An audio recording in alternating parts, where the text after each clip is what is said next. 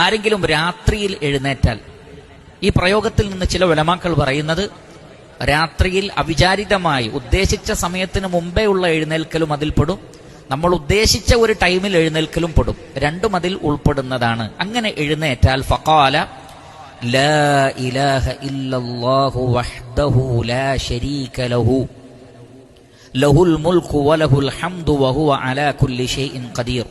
ലാ ഇലാഹ ഇല്ലല്ലാഹ്, അല്ലാഹു അല്ലാതെ ആരാധ്യനില്ല, വഹ്ദഹു അവൻ ഏകനാണ്, ലാ ശരീക ലഹു അവന് പങ്കുകാരില്ല, ലഹുൽ മുൽക്കു വലഹുൽ ഹംദു വഹുവ അലാ കുല്ലി ഷൈഇൻ ഖദീർ അവനാകുന്നു ആധിപത്യം, അവനാകുന്നു സർവസ്തുതിയും, അവൻ എല്ലാറ്റിനും കഴിവുള്ളവനാണ് എന്ന് പറയുന്നു. അപ്പൊ ഇതൊക്കെ അള്ളാഹുവിന്റെ ഏകത്വം സൂചിപ്പിക്കുകയാണ്. പിന്നീട് അൽഹംദുലില്ലാഹ് വസുബ്ഹാനല്ലാഹ് വലാ ഇലാഹ ഇല്ലല്ലാഹ് വല്ലാഹു അക്ബർ വലാ ഹൗല വലാ ഖുവത ഇല്ലാ ബില്ലാഹ്. അപ്പോൾ വളരെ ഗംഭീരമായ അള്ളാഹുവിലേക്ക് ഏറ്റവും ഇഷ്ടപ്പെട്ട അദ്കാറുകളൊക്കെ ഇതിൽ വന്നു. ഒന്ന് ലാ ഇലാഹ ഇല്ലല്ലാഹ് അതിന്റെ പൂർണ്ണ രൂപത്തിൽ, വഹുവ അലാ കുല്ലി ഷൈഇൻ ഖദീർ വരെ. പിന്നെ അഹബ്ബുൽ കലാമി ഇലല്ലാഹ് എന്ന് പറഞ്ഞത് സുബ്ഹാനല്ലാഹ് അൽഹംദുലില്ലാഹ് ലാ ഇലാഹ ഇല്ലല്ലാഹ് അല്ലാഹു അക്ബർ.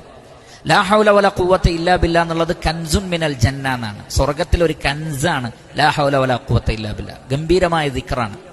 ഈ ദിക്റുകൾ കൂടി പറഞ്ഞിട്ട് സുമ്മ ഖാല, എന്നിട്ട് പറയാണെന്ത്, ഇതൊക്കെ പറഞ്ഞിട്ട്, ഇതൊക്കെ വസീലയാണ്, എന്നിട്ട് പറയാണ് അല്ലാഹുമ്മ ഗ്ഫിർലി, അല്ലാഹുവേ നീ എനിക്ക് പുറത്തു തരണേ റബ്ബേ.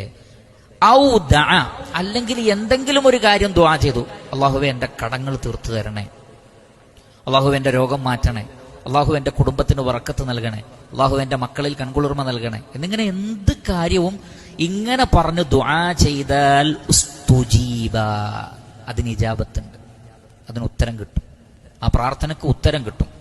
ഫഇൻ തവദ്ദഅ വസല്ല, ഇനി വുളു എടുത്ത് നമസ്കരിക്കുക കൂടി ചെയ്താലോ ഖുബിലത് സ്വലാത്തുഹു, ആ നമസ്കാരം സ്വീകരിക്കപ്പെടും.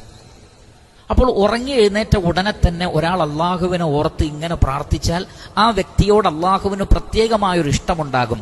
കാരണം അല്ലാഹു സുബ്ഹാനഹു വ തആല ഒന്നാമത്തെ ആകാശത്തേക്ക് ഇറങ്ങി വരുന്ന സമയം കൂടിയാണത്.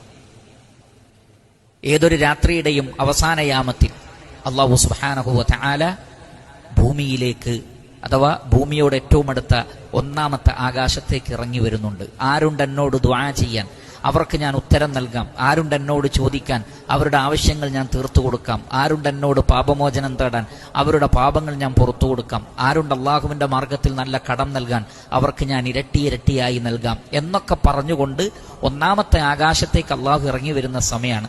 ആ സമയത്ത് ഉറങ്ങി എഴുന്നേറ്റ ഉടനെ തന്നെ ഒരാൾ ലാ ഇലാഹ ഇല്ലല്ലാഹ് എന്ന് പറയുമ്പോൾ അള്ളാഹുവിന് ആ അടിമയോട് വലിയ ഇഷ്ടമാവുകയാണ്.